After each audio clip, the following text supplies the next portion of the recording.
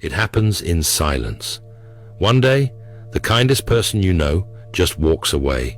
No warning, no explanation, no second chance. They simply vanish from your life like you never mattered at all. And according to Carl Jung, this isn't cruelty. This is psychology's most misunderstood act of self-preservation. But what looks like coldness is actually the most powerful transformation a human being can undergo. When someone finally cuts everyone off, they're not losing themselves.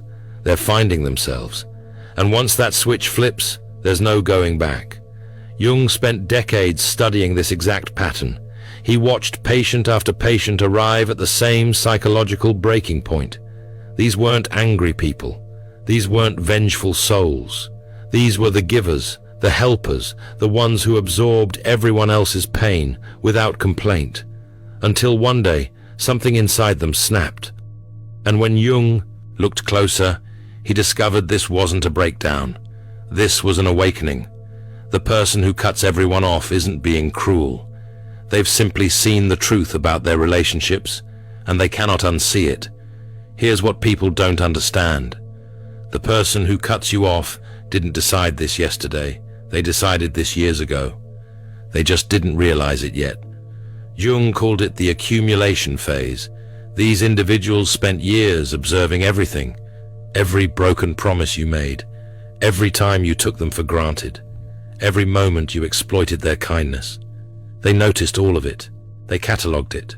They said nothing. They smiled through the pain. They made excuses for your behavior. They blamed themselves for feeling hurt. But deep in their unconscious mind, a list was forming. A list of every single reason why you didn't deserve their energy anymore. Jung discovered something fascinating about these people. They're not victims. They're strategists. Their brains work differently. They process emotional data like computers process code. While you thought they were weak, they were studying you. They knew your triggers before you did. They understood your insecurities better than you understood them yourself. They mapped your manipulation tactics with surgical precision. They knew exactly what you were doing. They just chose not to use that knowledge. Yet. Because kind people aren't stupid, they're patient. And patience is the most dangerous weapon in psychology. This is where Jung's concept of the shadow becomes critical. Every person has a shadow. It's the part of yourself you refuse to acknowledge. For most people, the shadow contains their cruelty, their selfishness, their capacity for coldness. But for the chronic giver, the chronic